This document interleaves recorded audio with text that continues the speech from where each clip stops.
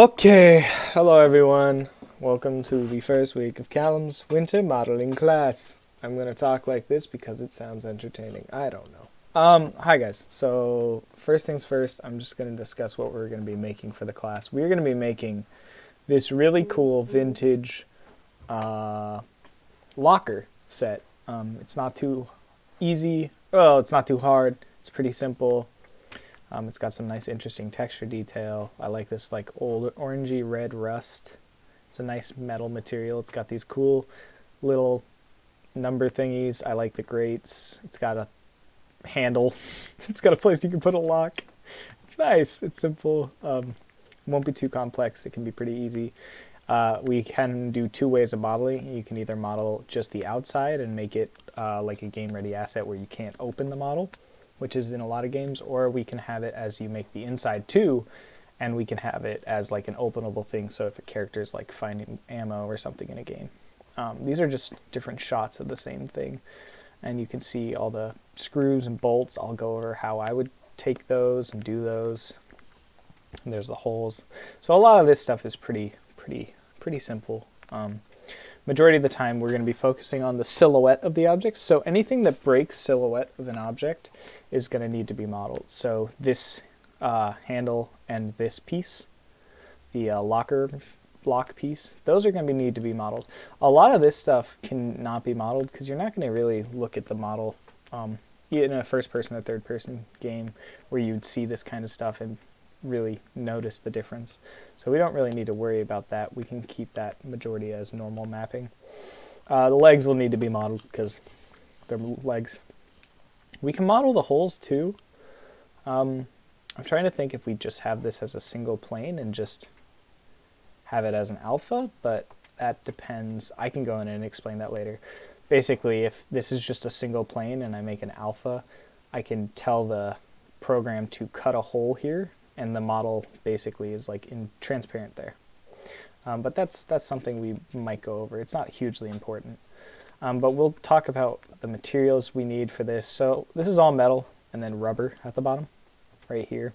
And we have different metals for the bolts and these replacement screws. It looks like someone tried to put it back together with new screws. So we'll definitely actually keep that detail because it's very interesting how you can tell what's old and what's been replaced. I think the handles have all been replaced, maybe. Yeah, I feel like the handles are newer. They might not be, but we'll be just making that. Also, I found this on a really stupid website that just sells old vintage things. I mean, it's really cool that they have them, but it's like, why? Why is this $400?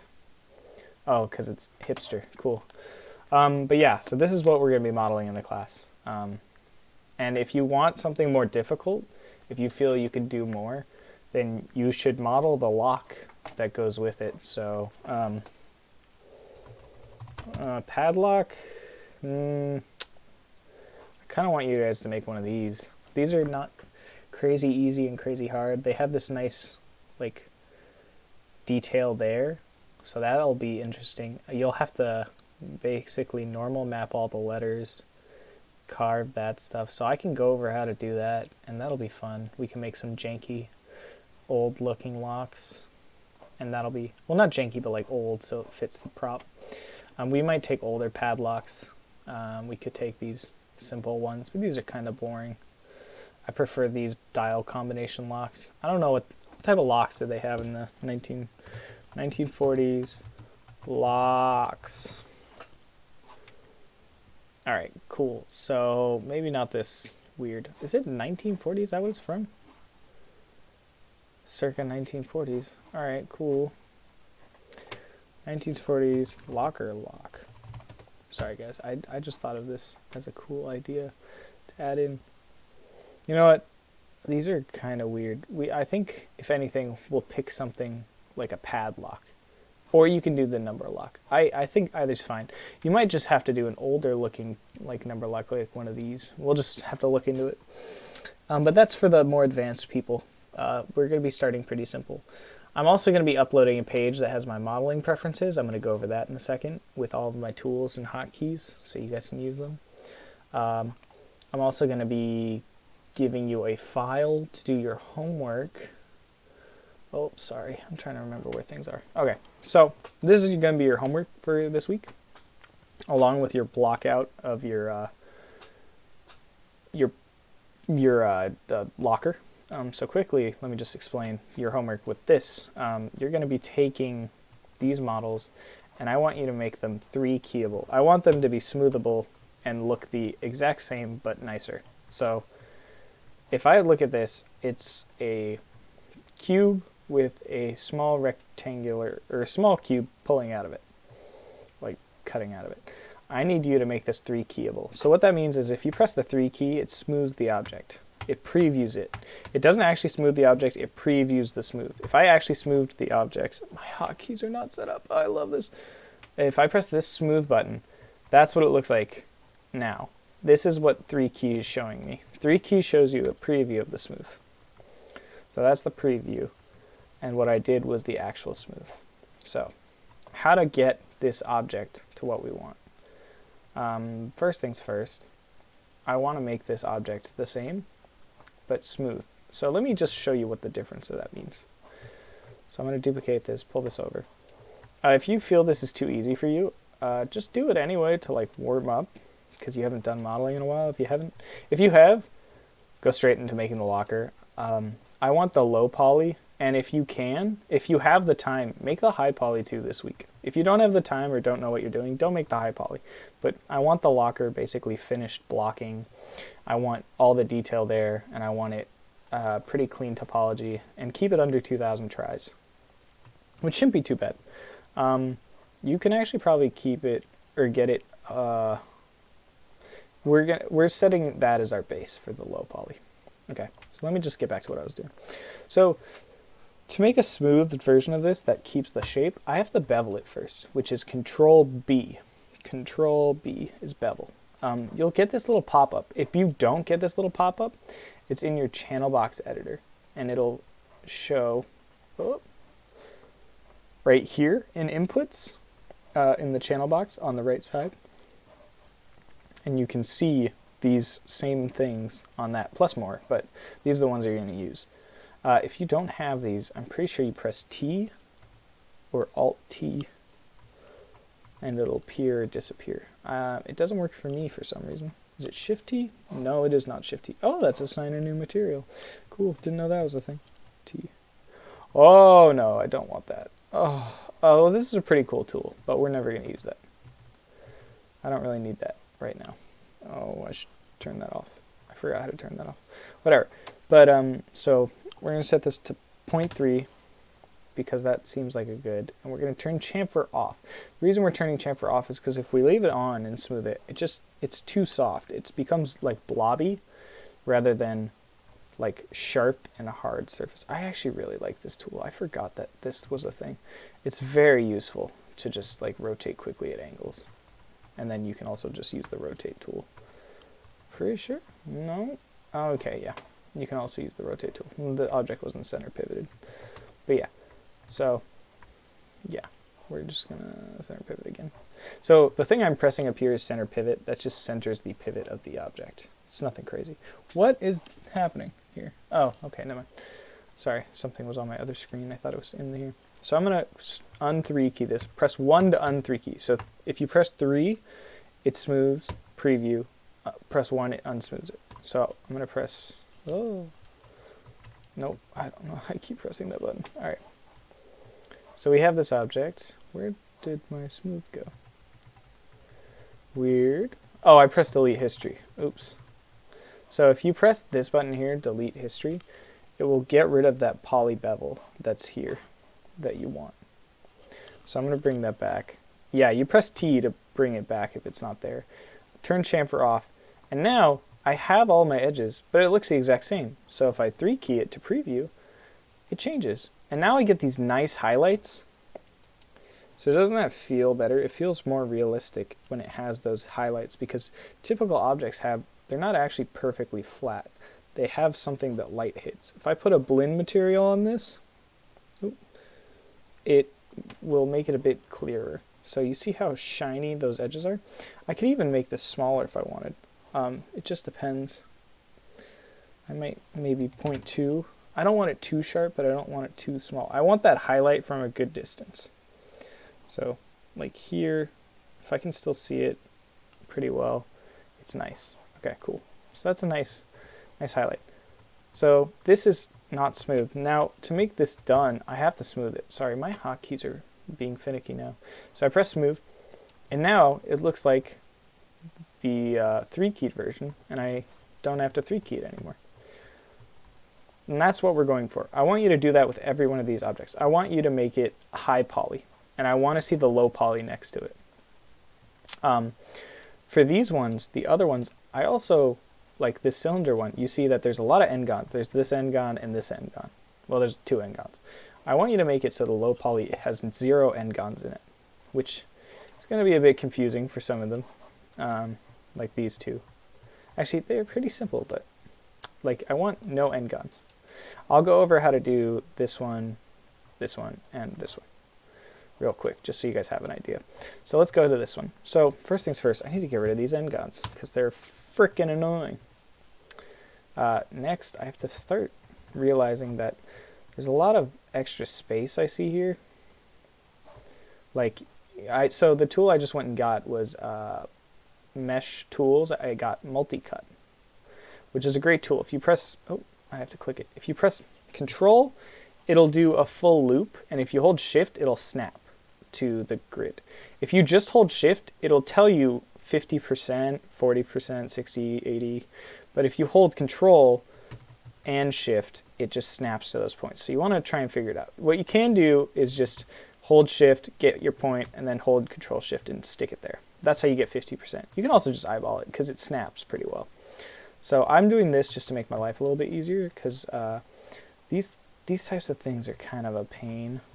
A lot of the time, I tried to use fill hole on this, and it just fills this empty space that I don't need. Sorry, this empty space right here I don't need when I want to actually just fill the hole.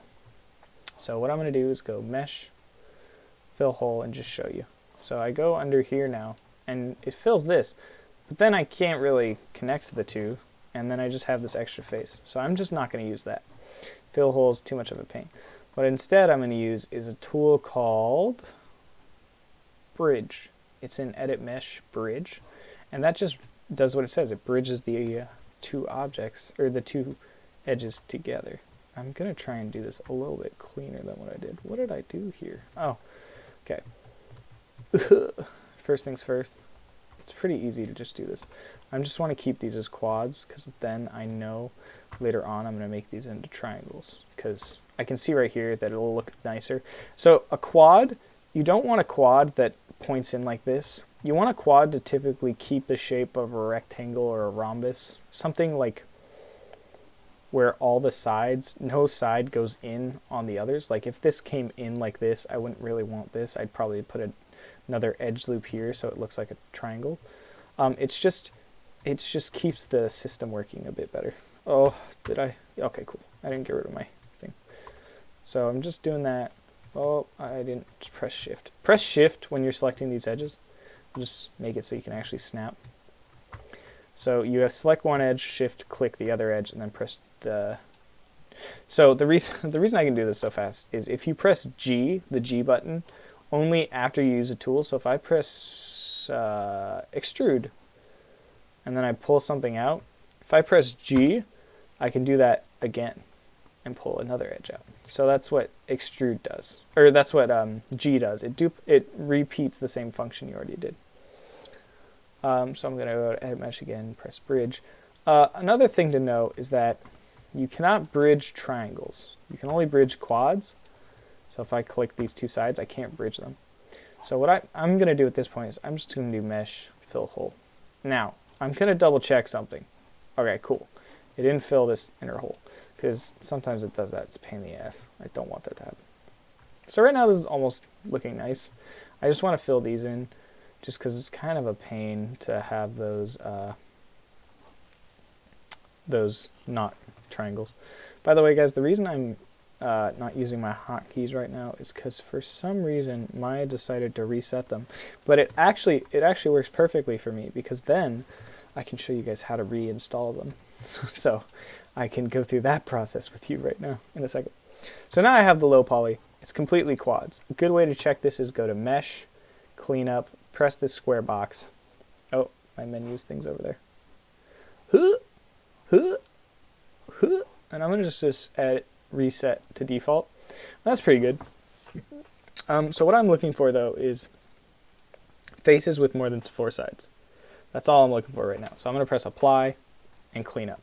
So if it stays green, that means nothing happened. Now let me do something real quick. Let me just boop. Now, if I do the same thing and I press Mesh Cleanup, it will highlight these faces and tell me where it's putting these edges in to fix that. Typically, I don't like that. I don't like it when it cleans it up for me because it usually does a shit job. So what I do is I say select instead of actually clean up. So it just shows me what I want and then I can fix it myself just by pressing G. Or not. You can also, this is your last used tool on this little spot right here. So I just grab that, click here, click here, click here, and I'm done. Multi-cut, basically you connect by vertices. You can also connect by edges, and you can snap between edges too. So it's really useful. You can also click a vertice, then go to an edge. And if you control, it makes a full edge loop based off where those will connect to. If it hits a triangle, it'll stop and make that triangle into quads. And if it hits an n-gon, it'll stop too. So cool. So now what I'm going to do is I'm going to press this button up here. It says Auto CR. That's Auto Crease. If you click this button, it selects all the edges that it sets too hard. So this is really good for me. One thing to note is that it doesn't select these inner cylinder edges, because if I harden all of these, then it becomes more like faces, like faceted. And I don't want faceted cylinder. I want a smooth cylinder. So I want these edges to be softened. So this button up here, this hardens edges, this soften edges. You can see because it goes soft, it shows like a soft thing to a hard and a hard to a soft. So I'm going to press Auto Crease again and just continue what I was doing. So on the last one, I beveled it, right? So now what I'm going to do is I'm going to take this object. I'm just going to duplicate it. I'm going to push it back because I don't want to mess it up too much. So you always want to have your backup. So now I'm going to press Auto Crease again, Control B to bevel. And I'm looking at the bevels I got here. And I'm just going to say chamfer off. And I kind of want it to feel around the same as this one. And right now it's feeling a bit thicker. So what I'm going to do is press T again. And I'm going to set the fractions to 0.3 like I did originally. And that looks better. I think I set this one to 0.2, didn't I? Yeah, I set this one to 0.2. A great thing about Maya is that, well, something about Maya, is that if you go to the inputs and check poly bevel, it tells you what you did. As long as you don't delete history. If I deleted history, none of that would be there and I couldn't check it. So I typically only delete history once I've hit a point where I feel comfortable enough to continue on and I'm not going to mess up what I have. So I have this and I'm feeling pretty good about it. So I'm just going to mesh smooth and I'm done. And there's the second object. So now we have these two objects and they're smooth and they're low poly. This one you guys can figure out. It's pretty simple. This one's just the cylinder but inverted, if that makes sense. So you're doing the same thing. The sphere is going to be a little bit, actually no, it's the exact same as the cylinder, except now you don't have to worry about this extra edge at the top, but there are more face edges. So you just have to basically do what I did before, which is connect these. Oh my god, sorry guys, I typically have my hotkeys, so I don't usually go up to the taskbar menu because I just have them set to a hotkey for me. So click, click, click, and you just want to make it look as clean as possible. Typically what I do is I take all the halfway points for this, and I'm just going to split this in halves. The reason I'm doing this is it's just cleaner. Sometimes if you have too many long triangles, it won't bake well, and it'll actually be really a pain in the ass. So, really a pain in the ass. Yeah, it'll be a pain in the ass, so it's just hard to deal with. So I'm just doing that real quick. And I see these extra edges that the program already had in, and I don't really want them because they kind of get in my way. Make sure when you delete edges that you don't want, you press Control Delete. Because if I just delete these two edges, I just press the delete button, you can see how there's two edges still here. So if I go to vertex mode, the extra vertex that was attached to those edges, they actually stay. This one's fine because it's connected, but you see that there's these two edges, or vertexes. You don't want that. So you want to make sure when you're deleting those types of edges, you press Control first and then delete, because that way you don't keep the original edges, or vertexes. If you do, you just go to vertex mode and try and delete them without deleting the rest of your stuff. Because if I press Control Delete now, it'll delete a lot of stuff. So if you're just deleting the vertices of those extra things, just select them and delete. You don't have to press Control. That's only for edges, because you want to delete the vertexes as well. So yeah, but simply put, just start figuring out. So I'm looking at this and I see 2, 2. So what I'm going to do is take those two, put those there, and then take these two, put these here. And then I'm just going to continue that process all the way around. So that's pretty quick, pretty painless, and this is the simple way to do it. If you guys get confused by that, please let me know.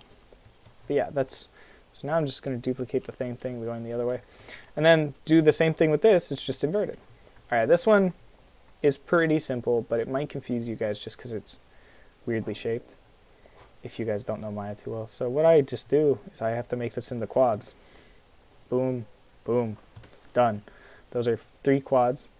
These are all quads. This is an n-gon right here. These, because it's more than 4 sides. What an n-gon is any face with more than 4 sides. Maya only works with faces that are 4 sides or 3 sides. So a triangle or a quad. If you have an n-gon, which is more than 4 sides, it won't really work well, and it could mess up your program a lot, or mess up your process, and just mess up your model. You can use n-gons for certain things, but right now I want you guys to avoid them like the plague, because until you really know what you're doing, having n-gons is just gonna harm you a little bit. Because if n-gons will basically, sometimes you can have n-gons, sometimes they'll delete your whole computer, sometimes they'll delete everything. It's great, I love it. I've had many issues with n-gons. Well, n-gons and just too many processes. When your file gets too big, it just kind of becomes a pain. So what I did is I connected those, and now I'm trying to figure out, what am I beveling? So I press the auto crease script again, and you can see what I see what I need to bevel. It tells me, oh, I missed an edge. Row. That's not a big deal though. Okay, auto crease again, and I'm gonna bevel it, and then I'm looking and I'm like, I don't know if that's gonna work. I turn chamfer off and I'm like, oh yeah, that just might not work. So something I have to figure out right now is, what's the best way to connect these? How do I get this to work? So something I've learned from doing this a shit ton of times is just connect them in some sort of edge loop. So if I have the multi-cut tool and I press shift and control at the same time, it will give me perfect right angles, which is super useful. So I'm just going to do that all the way around. And the reason I'm doing this, I'll show you in a second. But right now when I did that bevel, it messed up the topology so much that it's just not usable, really. It kind of becomes just unusable. I don't really know what else to say it. So I did that, and now I'm going to select these extra edges I made. You might be asking me, Callum, why are you doing this? It's like, you'll find out. I don't know why I'm talking to myself like that. Alright, press bevel, and you see how much nicer that looks? Instead of like them weirdly overlapping and like crossing over each other, now if I do chamfer off, I get something weird, like it goes this way, but at least it doesn't mess up the mesh. And I can smooth it, and it has this hook thing. So it's better, but what would make it better? So I'm looking at it now and I'm like, usually things that go straight work better. So what should I do? I should multi-cut. We're going to multi-cut straight down because that will look nicer. Right now I'm not worried about how high the topology will be because this is a high poly. The topology count doesn't really matter as long as you're not going crazy, but like for this, it's not going to affect me. Because if you ever bake a high poly down to a low poly, what you really have to worry about is whether they overlap each other, not whether one has too many polygons. But you should typically have not too many polygons in a low poly. So now I have all these, and I'm like, oh, there's triangles now. So I just delete these triangles. because I don't really need them. I need triangles in some areas, but I don't need them there because it makes perfect quads. So now, just going to do it again. Auto crease. Select these edges.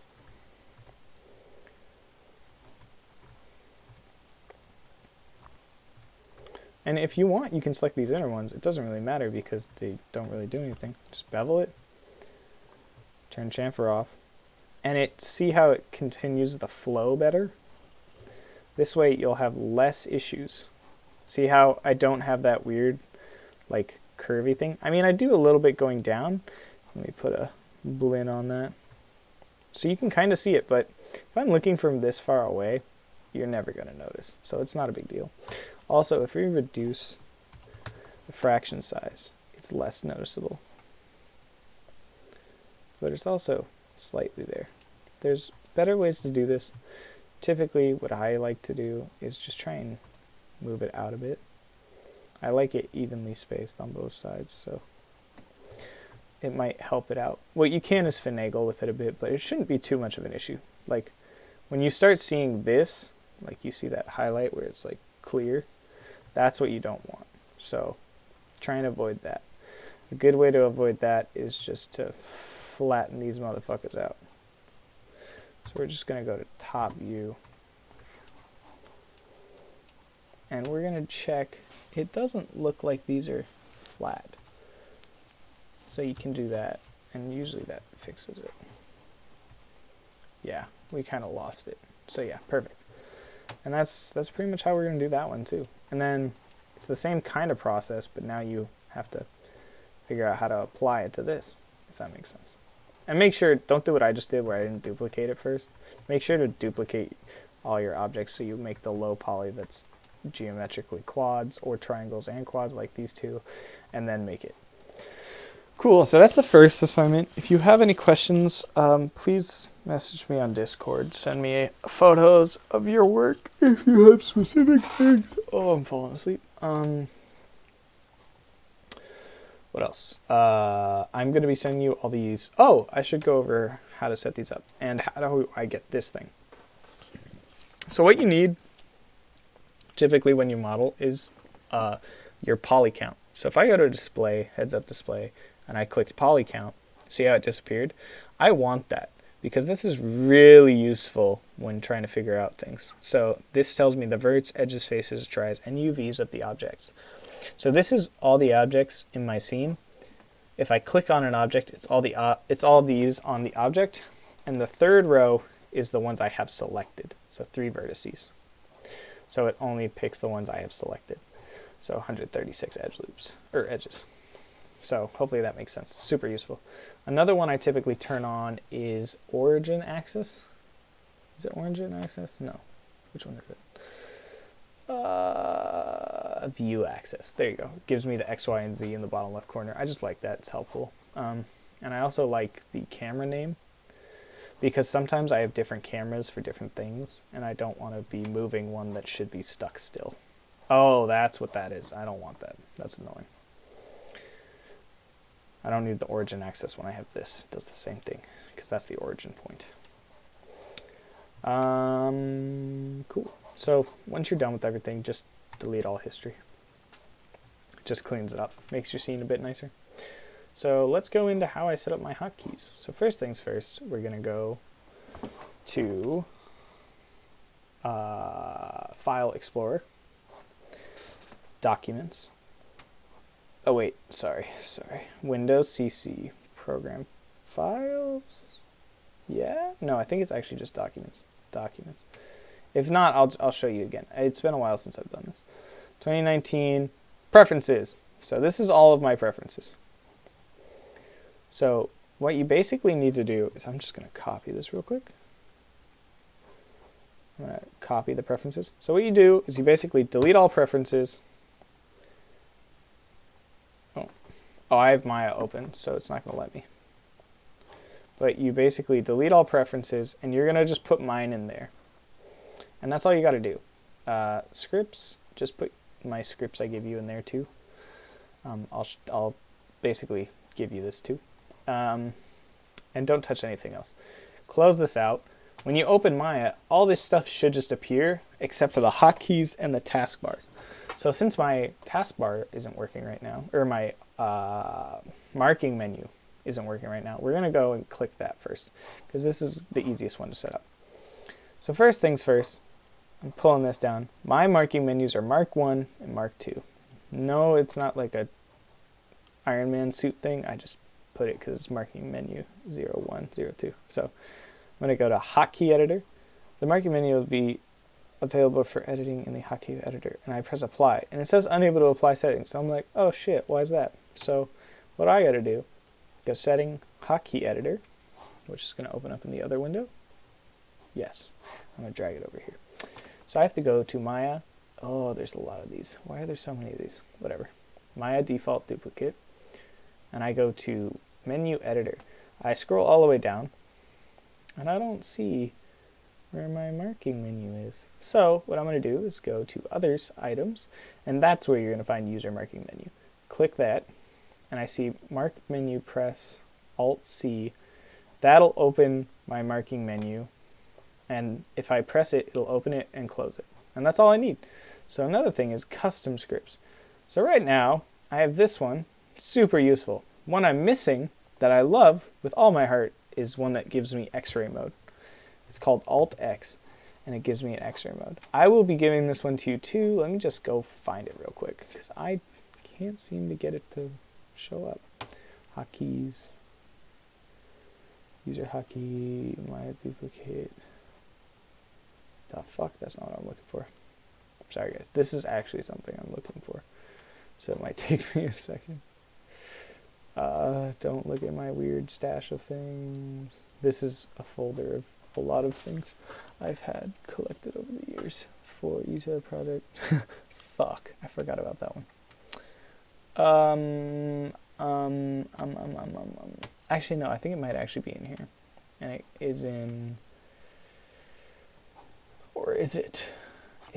Where is it? CGMA? Yeah, that's where it's going to be. I have all the Grievable from the Millennium Falcon too, if anyone wants that. It's pretty cool. I actually am very much in love. Scripts, there we go. So we're looking for a certain script with hotkeys. So I'm clicking this thing, because this is where I have it. X-ray toggle! We're just going to highlight this, because this is the most useful fucking thing in the world. I will be giving this to all of you, don't you worry. We go back here, and now for the fun part, I'm going to teach you how to put in this hotkey script if you need it. So we're going to go to custom script, we're going to do runtime command, we're going to click new, we're going to just paste that bad boy. I forgot Google did that, because Google's stupid. Google Docs is terrible, I'm not going to lie. So what I recommend doing is just Control V it in there, and then just copy and paste it, because it's dumb. And then hopefully, it will let me just, nope, alright, cool. So I want it in the correct row, so sometimes taking things out of Google Docs is actually really shitty. I don't know why that is. So we're going to go to, what I do is I just open a notes file. I just open a notepad. Oh, come on, drag. And I just Control V. Oh my sweet Jesus. Oh, it's because I did the same thing again. I'm an idiot. There we go. We're just going to delete that. We're going to go back to scripts. I have it open already. I don't know why I'm opening it again. Select all this, Control copy, and yeah, it works in that. And then you just Control copy from there, and then boom. I don't know why it does that, it just does. And we're just going to name it X-ray. Ray. Wow. Did I really just press that like 5 times? Oh my Jesus. Ray. Save runtime command. Must begin with an alphanumeric. Oh, right. I can't put that in there. There you go. Boom. It's saved. I set this to Alt-X for X-ray. It's the walk tool. I don't use the walk tool. I don't think a lot of people use the walk tool. It's kind of useless. So I just say override it and save. Now, this is what that does. It makes it so you can look through objects. Super useful if you're trying to work on both sides of something. So press Alt-X and that'll do that. Now, my hotkeys are Alt-C and Alt-V. And these are the tools in them. I don't, a lot of these tools I would say look up if you're confused about what they do. I'm sorry I don't have a lot of time today to go over them. If you have any specific questions, let me know. Another thing you can do is just test them out on things. Circulize just makes circles, so you have to have a like circular shapes. You can't just do it with 4 sides. You need like a sphere or something. Bridges things. Append polygons is bridge, but you can only do one at a time basically. So all this stuff, if you have any questions, look it up. I'm also going to be sending you a Maya tutorial for you guys to understand what each tool does. It'll give you a basic rundown. But those are my hotkeys. And then that makes me go real fast, and that's why I like them. My taskbars, we're going to go over that a little bit later. Delete history, center pivot, and auto crease are going to be your main ones for this week. I also have one called import export. So if your model is being weird, just press that. Press import export and then come here and just press replace, and it exports your model and brings it back in, and it just hardens all your edges, so you just got to auto crease it again, and that's really good. So if you have a face that for say is black like this, that means it's reverse normals. So what you're going to want to do is click that face, press Control V, and just go down and press reverse, and it just flips it back to what it should be. Of course, if you actually color the model black, like you can go to Attribute Editor and change this to black, but I don't recommend that because it'll confuse the shit out of you. But yeah, that's pretty much it for those. Model 2, we'll go over more later. If you have any questions about these, please ask. I can answer most of them. Some of them don't work anymore because they're just old scripts, and some of them work really well. What does this one do? Is that the one that crashes my computer? No, okay. But yeah, so Alt-X is the look through, and it's super useful. You can also just press this button, but I just like it as a hotkey. It just works faster. So cool. So for your homework, you have to make that. Do all those. If you feel you're too advanced for that, just do them as a warm-up. Shouldn't take you long. Then I want you to start on making this bad boy. I want the low poly done by Saturday and the high poly started by Saturday. If you don't understand what that means, it basically means if you have the time, finish the high poly too. And if you don't, just try and get as much done as you can. So I'm going to basically explain how I break down models and why you want to break them down this way. It's just like a painting, or just like, yeah, it's just like a painting. You want to start with big, go medium, and then go small. So the main shape of this is just a rectangle. So I want you to just start with that. Then I want you to add the legs and start adding just squares where you think the doors are. And try and evenly space them. So there are 1, 2, 3, 4, 5, 6 of these doors. So you want to do is, in Maya, there's a great tool called Insert Edge Loop. If you click the box, it takes you here. If you have tool settings open, you can see this. And I usually go multiple edge loops. So it said 6. So I want 5 edge loops, right? Is that about right? Yeah. I click here. And now I have 5 equally spaced, or 6 equally spaced things that I can make, use extrude. Oop, I fucked that up. Extrude. Oh, I hate when it does this. To make, nope. There we go. And I can also keep faces on. I want to turn that off, so I can keep faces on. I'm turning off, so I can separate these out. And this allows me to make my perfectly evenly spaced things. Of course, this spacing and this spacing are the same too, so it's a little bit harder to figure that part out, in my personal opinion. So what I typically would do is just kind of take this and delete here. A quick way to fix that problem. I might just ask you guys to problem solve this and not have me explain it, but it might be easy just to explain it for now. I can take these verts and I can just bring them up. And then I can take these 4 faces. I'm going to go to modeling 2, press this button. What it does is it just separates it out as a separate mesh. So I have this nice little mesh here. And of course I still have that face at the bottom, so I'm just going to get rid of it because I don't really want it. Oh, no. just deselect. There we go. Why does it keep doing that? Oh, I'm such a fool. But I think I still have extra edges, don't I? Oh, I guess I don't. Cool. So I have this, and then what you can just do is, press D and then V to move your pivot point to snap it to vertices. If you just press D, you can move it around. If you press V, it snaps to vertices. And if you press X, DX, you can snap it to the grid. So the grid is floating right now, but over there, I could snap this directly to the center of the grid. Am I holding that button right? There you go. Center of the grid. But I want it to the bottom of this vertex, so DV, drag it down. So now what I do, I just Control D, duplicate, hold V, snap it up. I typically turn, what the fuck? Is this not vertical? What's happening here? Oh, did I not, what the fuck? Why is this at an angle? Alright, so we're just going to take this and flatten it. Oh, okay. So if your axis orientation is not set to world, you'll get a weird thing. Another thing, you will kind of want it to, what is this? Transform constraint, snap step. What is happening right now? What is it? No, not self-reflect. No. Oh, what's wrong? Revert, how does it preserve? Nope. Ah, there we go. Preserve negative scale. Turn that. What the fuck? I thought that stops it from going. Lovely. I'm having a day today. I hate when it does this. I can sometimes be a bitch. What the fuck? Why is that happening? Alright, so if that's happening, I go import, export, replace, try again, center pivot, and nope, still doing it. Alright, Maya, what the actual hell? What's happening today? Sometimes you just have to reset the tools, and it, okay, I'm having a day. Alright, I'm having a weird time with Maya today. So we're not gonna worry about that too much, because it's actually gonna annoy me.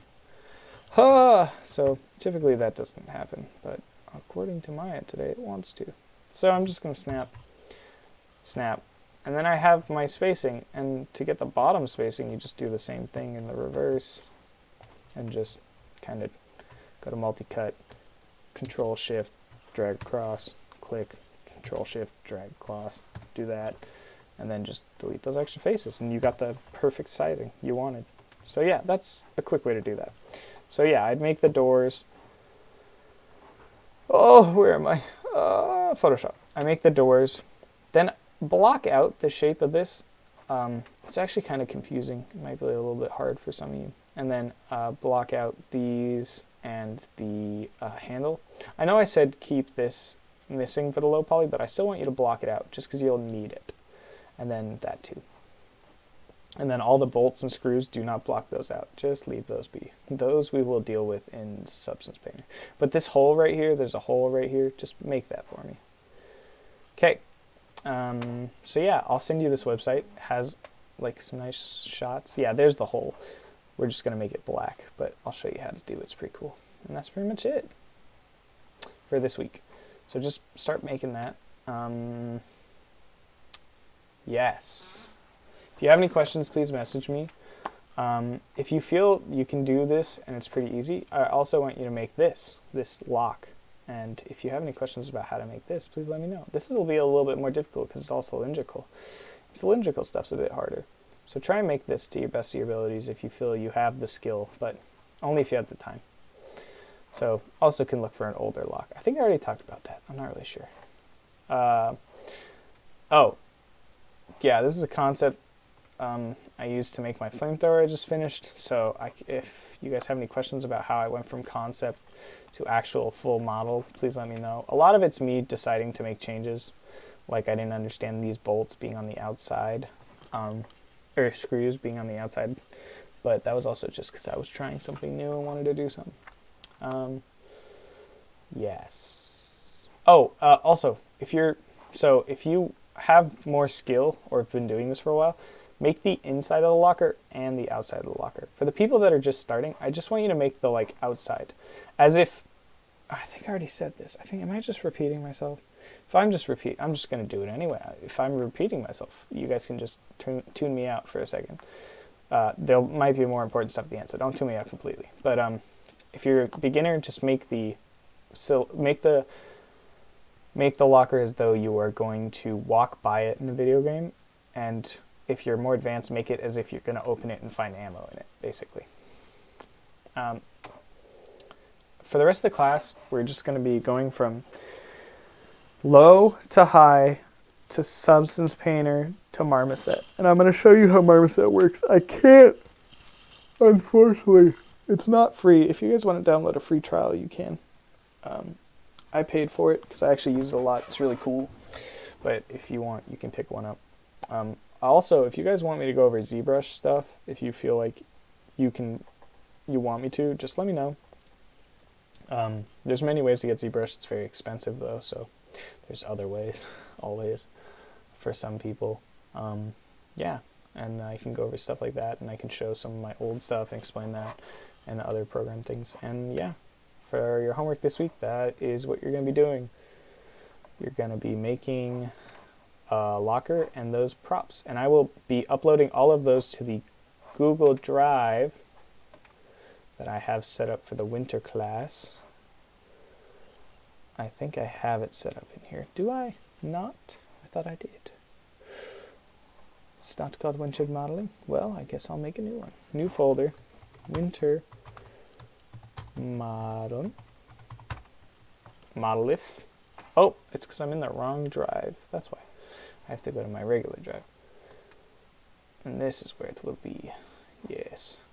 Winter modeling class. So I have last year's and I have reference. So now we're going to put this year's. New folder. 2020 modeling class. Cool. Now I'm going to open this up. And I'm going to put a Google Docs link in there for the ref website.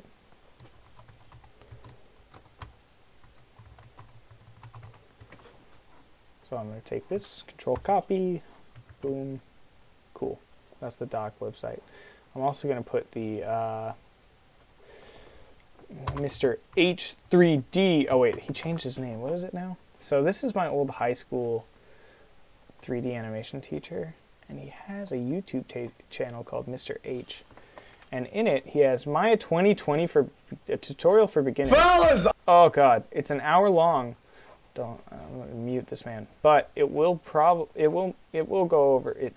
I don't know why I said probably. It will go over the tools that you will most likely use, and probably some animation tools. Actually, I wouldn't be surprised.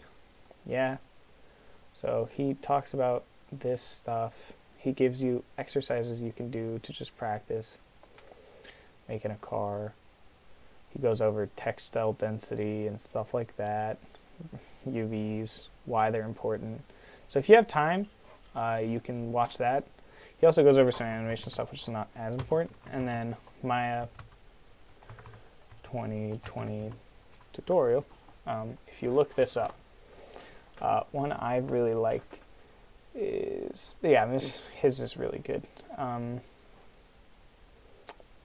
It's, where are they? Well, let's see.